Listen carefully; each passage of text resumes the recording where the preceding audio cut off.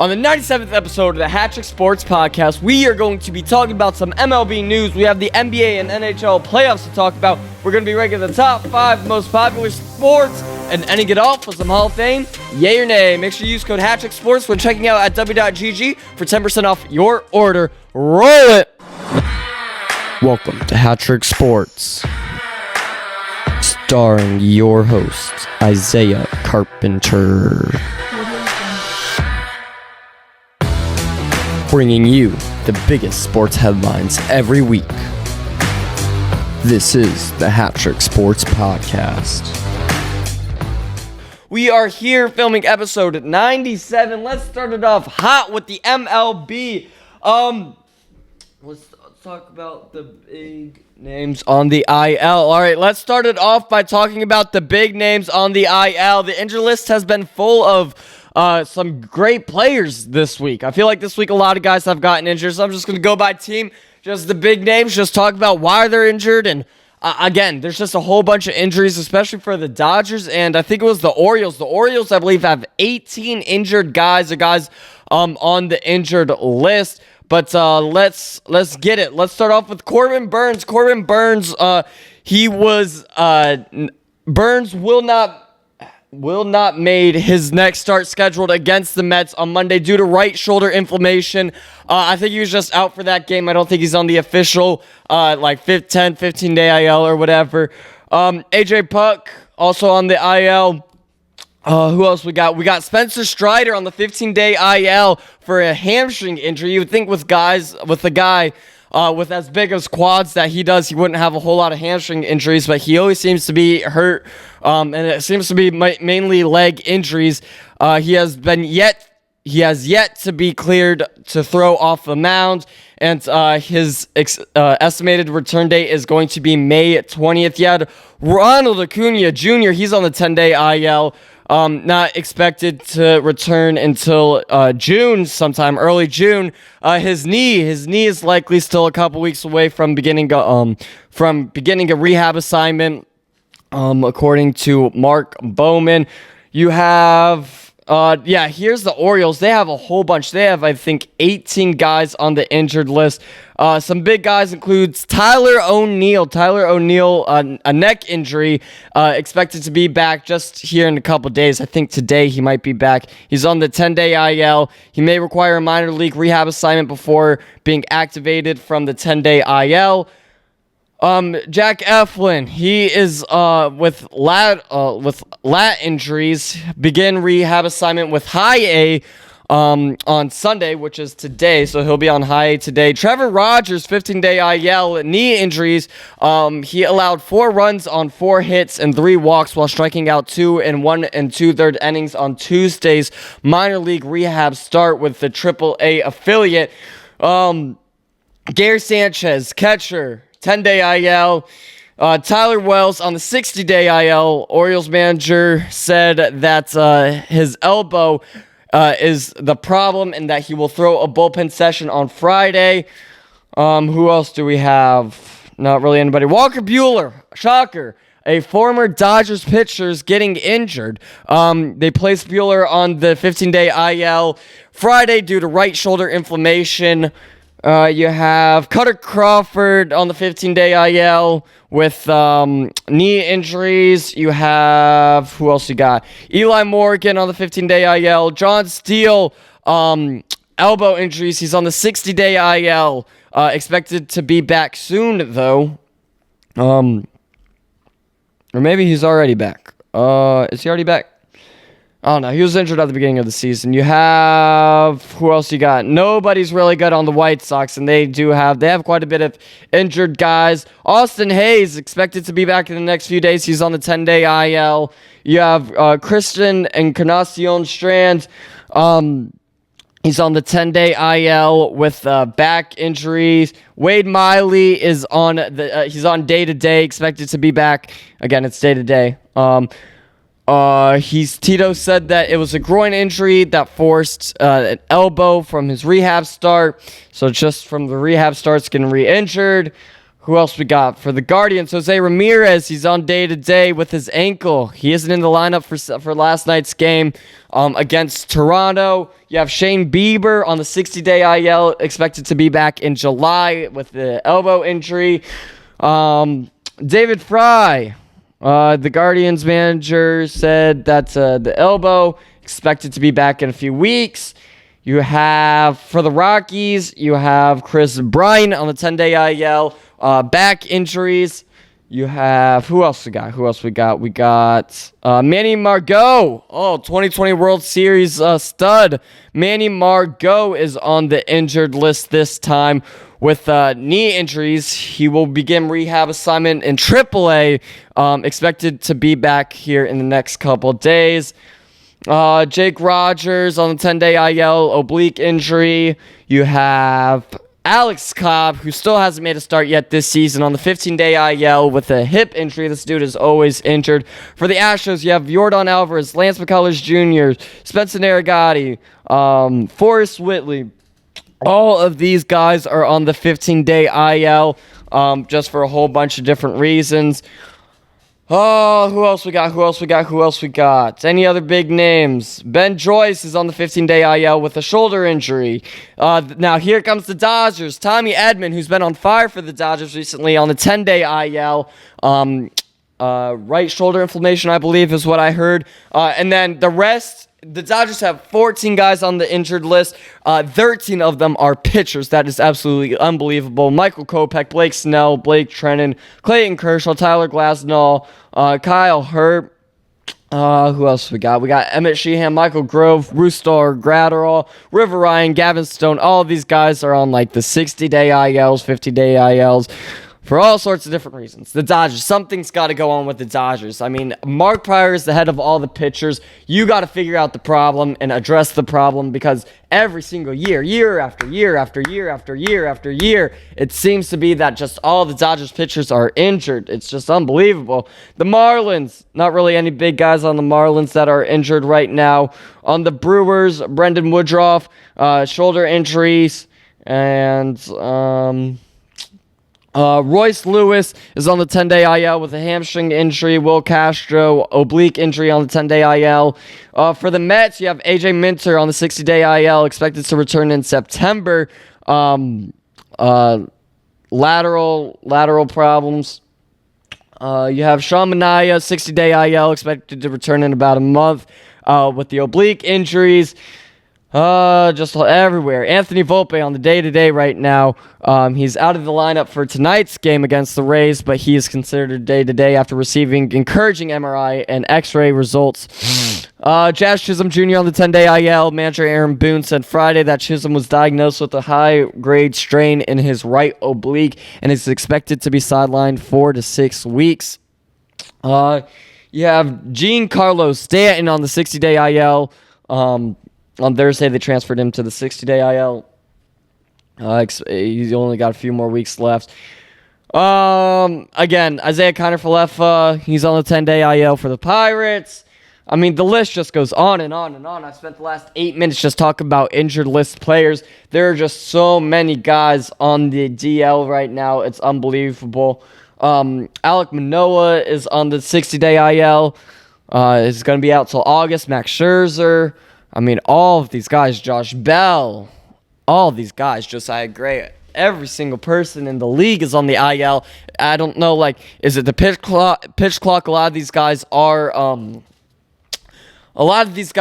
pitchers that are getting injured. I don't know if it's the pitch clock. I mean, I value pitchers' health more important than MLB viewership, but it's just wild. What else should we go over? Pitching stat leaders. Last week we went over hit leaders. Now let's go over pitching leaders. Pitching leaders, Yoshinobu Yamamoto with the .90 ERA leads the league. He is 4-2. It's wild that he's 4-2 with the .90 ERA. He's pitched 7 games, started 7 games, 40 innings in 6 and 7 games. giving up only 24 hits, 7 runs, and only 4 earned runs in those 40 innings pitched, with nearly 50 strikeouts, which is pretty good. So he leads the league right now in ERA, followed by Max Fried, who has a 1.01 ERA at the time of this recording. Again, he has 44.2 innings pitched in 31 hits, 39 strikeouts. Let's see who leads the league in wins at the time of this recording. With 6 wins, you have Max Fried. Then you have Hunter Brown with 5 wins and 1 loss. Both these guys have low ERA. Max Fried is doing incredibly well this season with the Yankees. And then, again, Yamamoto's just doing insane, too. I think he only has 4 wins. Yeah, he only has 4 wins and 2 losses. But again, earned run average, that ERA is more important than wins. Wins, I mean, it's all on your offense. And, I mean, wins is very subjective, I feel like. Who has the most strikeouts at the time of this as of May 4th, Sunday, May 4th? Mackenzie Gore with 59 strikeouts. Zach Wheeler, 57 strikeouts. How many innings? He's pitched 41 innings, 59 strikeouts, Mackenzie Gore. Who has the highest? Let's go to teams. Let's go by teams. The team with the lowest ERA are the New York Mets. Then it's followed by the Padres, which is a little bit interesting. Let's go to MLB standings. MLB standings. The Padres are either second or third in the division right now. Second in the division right now. They are a game in front of the Giants, but a game and a half behind the Dodgers, who are 23-10. But let's keep moving on with these stats. Who has the most? That's not really a pitching stat. The most innings pitched. All right, let's see who has the most walks. Who has the most walks in the MLB? None other than the Miami Marlins with 144 walks in 32 games. 145 walks in 32 games. 145 divided by 33. Is that true? Is that right? That doesn't look right. 32 games. 145. 145 walks in 32 games. 32 games. So that's like 5-ish walks. That's 5-ish walks a game. Just can't happen too much. That seems down than years past. Then you got it's the Marlins, then A's, then the A's have 134 walks. Who's played the least amount of games? That's interesting to see. The Mariners, there's everybody that has 32 games. So there's the team like the Red Sox who's played 35 games, and then there's the Mariners who've played 32 games. How does that happen? Like 3 games in between? That seems like quite a bit. Now I know they're not in the same division or anything, but there's got to be like, that's just wild to think about. I don't know why it's so like that. It's so like very broad. The Dodgers have played quite a bit of games. Oh, I guess they had that early advantage with the in Colorado or Japan or whatever. But they've played 33 games. So yeah, they're in the mix of things now. But yeah, that's just your little stats, leaders, league leaders, stuff like that. Let's move on to the Orlando Dreamers. I really like the idea of Orlando Dreamers. So basically, let me move to the tab. Maybe I didn't make a tab. But Barry Larkin, a Hall of Famer, an MLB Hall of Famer, is basically the head of this project called Orlando Dreamers, where they are trying to get a team in Orlando, kind of in the mix of Disney. It could be either expansion or it could be a team trying to relocate. But they have just received a total of $1.5 billion for the franchise, and that's how much money they have right now between funding and raising that much money for the franchise. And I think Orlando's a really, really good spot. I mean, whether they try to expand, the MLB tries to expand, which I don't think is a bad idea. You put a team in Charlotte or Salt Lake City or whatever, and then you have a team in Orlando. I think that could be really, really good. They'll produce a lot more money than the Rays, just because if you think about, like, hey, the family's going to Disney or whatever, or all the other amusement parks, or whatever else you could do in Orlando, Magic Game or whatever. I mean, there's all sorts of stuff to do in Orlando. At the end of the night, hey, let's go over to this baseball game, Orlando Dreamers. It could be Mickey Mouse theme, it could be all that, whatever. I think it's a really, really cool idea. Yeah, I think it's a perfect idea. Now, whether they relocate, this is a project that probably won't taken to full execution for like another, at least I would say 10 years or so, just because you got to make a field, you got to see if you want expansion or relocation or something like that. But like the Rays, obviously the Rays are fixing up Tropicana right now, but the Rays, I would be fine if they moved there, but I think all the money that they're spending on Tropicana, they can't really leave Tropicana right now. But again, expansion, every other professional American league has 32 teams. The MLB could also use that extra 2 teams and then redistribute the divisions or whatever you got to do. But yeah, Orlando Dreamers would produce a lot more money than the Marlins or the Rays or anything like that, just because they would be in the heart of Disney. And again, families are trying to go to Disney. Obviously, the dads don't really want to go to Disney, whatever. Like, hey, at the end of the night, hey, let's all go down to the ballpark and watch a game. I mean, I just think that's a great idea to do. I think the Orlando Dreamers, a lot of people are hating on it. A lot of people are saying this would never work. I think this is an incredibly good business move by Barry Larkin and the MLB if this ends up being a thing. If not, $1.5 billion goes to waste. But can't wait to see what happens with that. Just a little update there. Let's talk about the Pirates fans. Unfortunately, a Pirates fan fell 21 feet from the Clemente wall out in right field of the Pirates Stadium. This 20-year-old was excited about a hit, and it was an accident. It was deemed an accident, everything like that. Kind of slipped over I think it was a 2-foot barrier that you couldn't really fall over, 3-foot barrier wall, and fell 21 feet, fell. I mean, it's a brutal video to watch. Fell. I believe he was unconscious immediately. I saw Craig Counsell's reaction. I saw all the reactions from the players immediately, athletic trainers, EMS, out on the field. I mean, this guy landed on his arm funny. I mean, that's the least of his concerns right now. But just falling from 21 feet just onto like kind of rock. I mean, it's dirt, but it's kind of like, it feels like rock. Just landing on rock on a bad ankle. Early reports were saying that a lot of fans were saying that he was drunk and intoxicated and stuff, but the Pirates did an inside investigation, and he personally did not buy any alcohol from the stadium. He was with a group of friends, and through video evidence and stuff like that, it looks like he consumed 2 beverages, alcoholic beverages that night. He's 20 years old, so the friend might get in trouble, but again, that's the least of his concerns right now. He's got to stay alive. For days, he was in critical condition, not responsive or awake. And then the last update I got is that he is doing great in his kind of trauma therapy, whatever stuff you got to go through and rehab and stuff like that. He's awake is what the recent news is that he's awake and active and stuff like that. This guy played college football. I forget where at, but he played college football. There was a GoFundMe that was made for him, and I believe it raised... How much money did it raise? The GoFundMe... I had it up here. Let me see if I can find it. GoFundMe... it's on the other tab.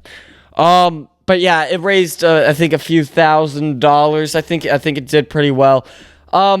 Yeah, you hate to see it, man. I mean, obviously it was on accident. It was deemed on accident. It's not a good look for the Pirates at all. The Pirates, I mean, their ownership has been like threatened to sell the team and all that kind of stuff. They are ruining Paul Skeens' career. I mean, they have lawsuit after lawsuit. I feel like the Pirates owners is just not looking good at all. And this just doesn't help. Yeah, some fans are saying that he was acting intoxicated, and then there are others that are saying that he was not. But again, the Pirates did their own inside investigation on that. Again, like I said, the kid was 20 years old, so somebody's going to get in a little bit of trouble, whether it's the Pirates themselves, whether it's another lawsuit that they have to add on to all the other lawsuits that they're being faced with right now, or if it's the friend from giving him alcohol. But again, that's not the big thing right now. The big thing is him staying alive, and it's sad to see. But yeah, it sounds like he's gonna be okay. He's just gonna be in the hospital for quite a bit of time, and it sounds like he's awake and responsive. But yeah, let's go over MLB standings. Our weekly MLB standings. We'll talk about kind of did a little bit. The Dodgers, best team in the league right now with 23-10. Again, I went over it. They have 13 injured pitchers. They are 7-3 in their last 10 games. You have the Padres at second place in that division, followed by the Giants. In the NL Central, you have the Cubs, Reds, and Brewers. The Brewers are 5 games back. Cubs are in first at 21-13. The Mets are up there with the Dodgers. Not quite where the Dodgers are at, but they are 22-11. They have quite a bit of a lead in the AL East ahead of the Phillies at 3 games. Where are the Rockies? The Rockies have been doing better than they have been all season. They have won like 2 of their last 10 games. They are that is not the Rockies. They have won 2 of their last 10 games. They are 6-27. They are playing the Pirates in this series, where they are going to get blown. They are going to get swept by the Padres. The Rockies, we are 33 games into the season, 17 games back. I mean, there are teams at the end of the season that aren't even close to 17 games back. I think the run differential is at like in the 80s or 90s right now. But the Braves were second favorites to win the World Series this year. The Dodgers obviously being number 1. The Braves were at number 2. They had a slow start to the season. They went 0-7, 0-8, 0-9, something like that. They have caught up quite a bit. They're 14-18, not quite at 500. They will make the playoffs. They'll be ahead of the Nationals. The Nationals right now, they're tied actually with the Nationals right now, but they'll be ahead of the Nationals by the end of the season, and then they'll just have to fight against the Phillies. It's going to be Mets, Phillies, Braves. They'll make the playoffs. I'm not worried about that. The Nationals probably won't make the playoffs, and then the Marlins are 8.5 games back right now. On the AL, you have the Yankees, Red Sox. The Red Sox, I thought were going to be a little bit ahead of the Yankees at this time in the season. I thought the Yankees were going to have a slow start. But the Yankees are doing pretty good, 19-14. It's a very average division right now. It's a very average division. Red Sox, I thought were going to be better. The Yankees, I thought were going to be better. They gave up Soto, and they signed all these new guys. I would think that they would at least have, a 600 winning percentage right now, but they don't. They're at 576. The win. They're 5-5 in their last 10 games. Not very good. Blue Jays are exactly where I thought they would be. Orioles, what happened? They were 13-19. Last year, they had so much potential. They never won a playoff game. And then this year, they just came and blew it 5.5 games back. In the AL Central, you have the Tigers, Guardians, Royals, Twins, and White Sox. The White Sox don't look as bad this year because the Rockies are there, but they still have yet to win 10 games this season. They are 11.5 games back from the Tigers, which a few years ago were absolutely horrible. Tigers are going to be good. I think that the Guardians might be able to catch up with the Tigers. They'll be able to catch up with them, but whether they do it or not, they are a game and a half back. And then the Royals are 3 games back. And then the Twins I thought were going to be second. I thought it was going to be Guardians, Twins, Tigers this season, but the Twins are 4th in the division. And then in the AL West, the Astros are always the big team in that division, but not right now. The Mariners are there. Astros are 3 games behind them. The Angels, again, used to look horrible, but with the Rockies and White Sox behind them, they don't look as bad at 13-19, 7 games back in their division. Just a little bit of an MLB recap. The age-old question: 100 humans versus 1 silverback gorilla. Put a lot of thought into this one. I know it's a little bit old by the time this comes out. This might be old news, but I think I have the perfect strategy for it. So you need 100 average men. Now, what I think of this is that there can be outliers, but all 100 men combined, divided by 100, need to weigh 199 pounds, which is the average male in the United States, because only United States citizens would be dumb enough to do this. And they have to be an average of 5'9". And again, there can be outliers. There can be guys like Aaron Judge, but then there's got to be that 5'4", 125 pounds guy. But what you do is you get the 10 weakest men. They have to sacrifice themselves. No matter what, they're going to die. Just straight up, they're going to die. These guys have to run around the gorilla.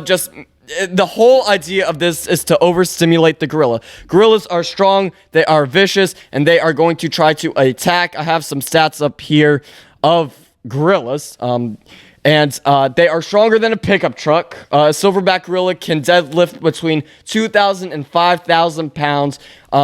That's the equivalent of a car. They have grip that crushes skulls. Its grip is powerful enough to crush a crocodile's skull, an actual bone-snapping reality. With over 1,300 pounds of force, it can snap thick branches with ease and twist steel like soft wire.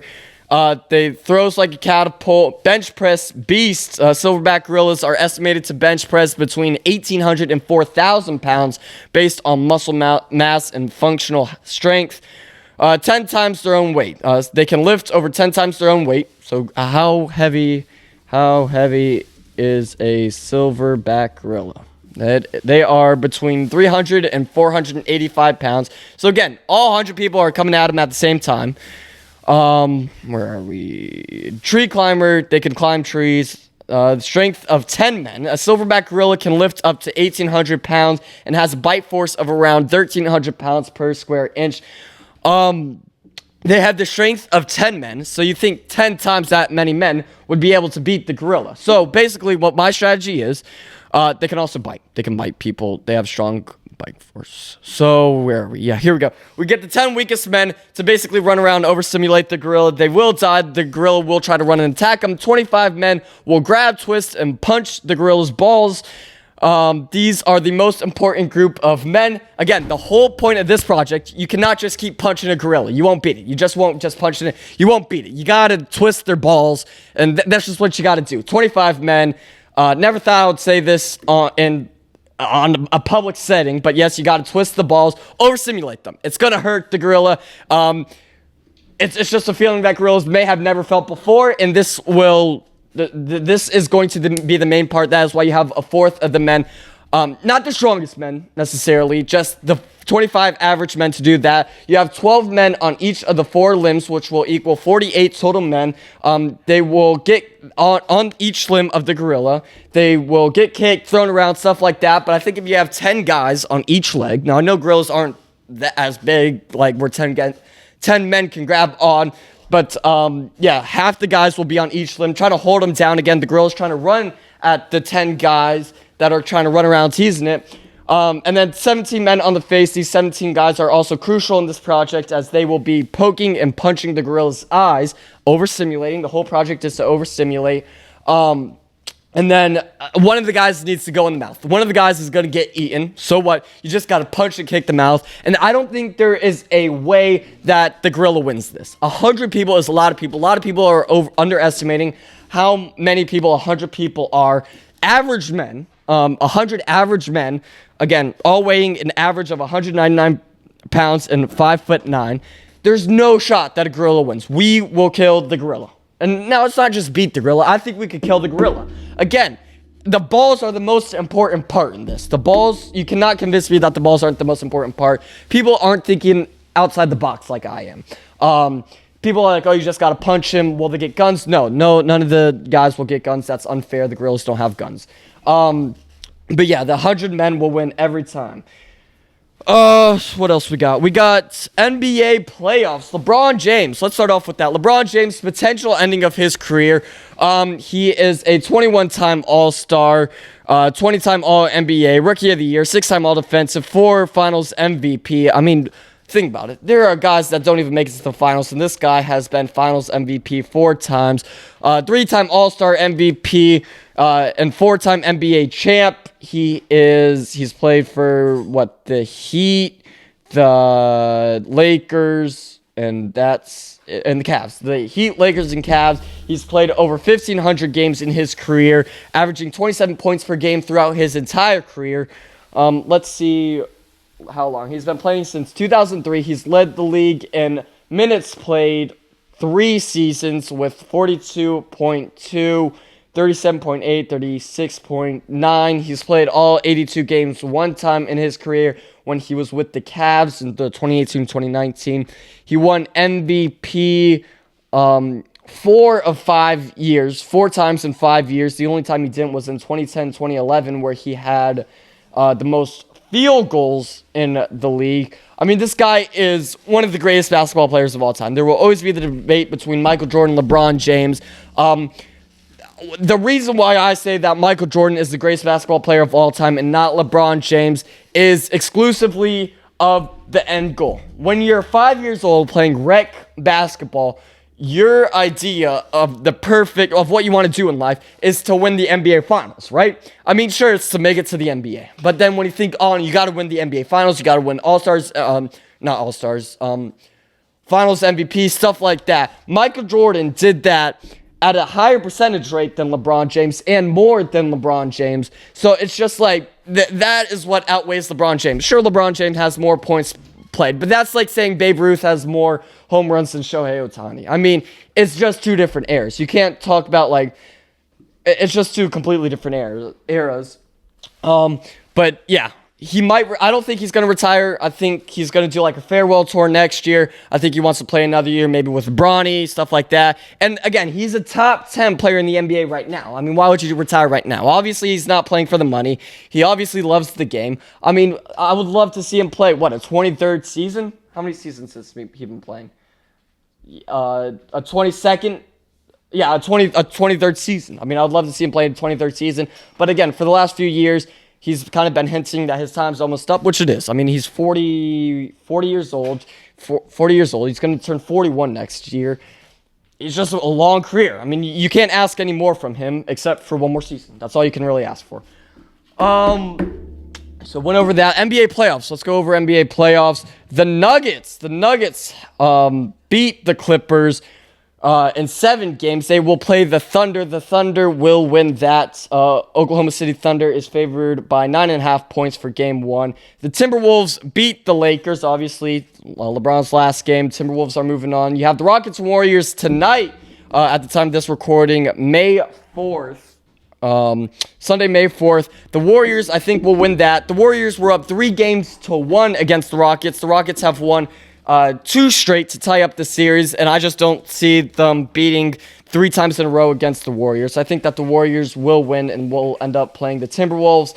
The Cavs and Pacers are playing each other for game 1 in the conference semifinals tonight at the same... I don't really like this. They're playing at the same time as the game 7 of the Warriors game. I don't like it. I feel like the whole round 1 should be done and then you start round 2. But I get it. The Cavs swept the Heat and then the Pacers won in 5. So I get it. You don't want that much rest, but whatever. I just wish they waited an extra day. The Knicks and Pistons. Knicks won in 6. Then the Celtics beat the Magic in 5. I think that the Knicks. No. The Celtics will beat the Knicks. I feel like the Cavs and Pacers. I think that the Cavs will move on. You have the Timberwolves and then potentially either the Rockets or Warriors. I think that if the Warriors move on, I think they have a legit chance at doing that. The Rockets at the time would have won 3 straight if they move on and play the Timberwolves. When will that be up? Obviously, you can't win out. You're not going to win out. But there's going to be a time where they're going to have to lose. So I think that the Timberwolves would be able to beat the Rockets, but I think that the Warriors would be able to beat the Timberwolves. I think that this is a scary time for the Warriors right now. I mean, they went to Game 7 after being up 3-1, and I think that it's going to be that spark, kind of like how the Nuggets have last night. But yeah, so it'll be Thunder. Thunder will move on to the conference finals, then either Timberwolves, Rockets, Warriors, Cavs or Pacers. I think that the Cavs move on. Then you got the Celtics, Cavs. So I think it could be. I think that I said this a few months ago. I think that the Thunder will win it all. I'm going to stick by that. I thought that the Lakers would be able to beat the Timberwolves, and I thought that the Lakers would have potentially been able to make it to the conference finals, but obviously that didn't happen. The Nuggets, I don't know. It's still up in the air. Again, I think that the Thunder beat them, but the Nuggets might be able to pull a game or 2 against them. And then Knicks and Celtics. Celtics, I think that goes to 6 or 7 games. I think that's going to be actually a close one.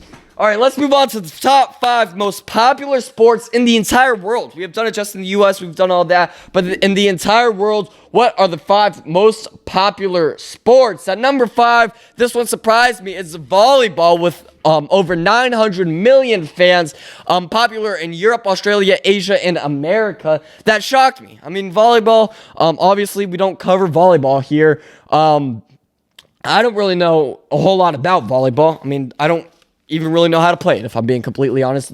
But just shy of 1 billion total fans across the world. At number 4, you have tennis. I thought that this would be higher on the list. They have 1 billion fans. It is popular, obviously, in Europe and America, but also Asia. They have quite a bit of fans. And number 3, this one shocked me. I thought this one would be lower. You have hockey, 2 billion fans. I mean, I thought this was just kind of like Canada, maybe a little bit of Europe and America in it. But no, hockey fans have 2 billion fans across Europe, Africa, Asia, and Australia. I would have never guessed Africa as being a big hockey continent. At number 2 is cricket at 2.5 billion views. Asia, Australia, UK. You have India and all that kind of stuff in there within Asia. I think it's more popular in Asia. UK, I didn't know had a whole lot of cricket fans and stuff in. And then Australia has a little bit. But Asia is the main powerhouse for cricket. And then number 1, to nobody's surprise, you have soccer. Yes, I am saying soccer. At 3.5 billion fans, that is half the entire world's population, popular in Europe, Africa, Asia, and America. Big European soccer. That's got to be where 2 billion of them come from. But yes, those are your top 5 most popular sports across the world. All right, that is going to end it for the 97th episode of the HatTrick Sports Podcast. Make sure you follow us on TikTok, Instagram, YouTube, Twitter. You can listen wherever you listen to podcasts, including Spotify, Apple Podcasts, Podbean, Google Podcasts, literally anywhere you listen to podcasts. YouTube for all the visuals. And we'll see you guys next week for episode 98.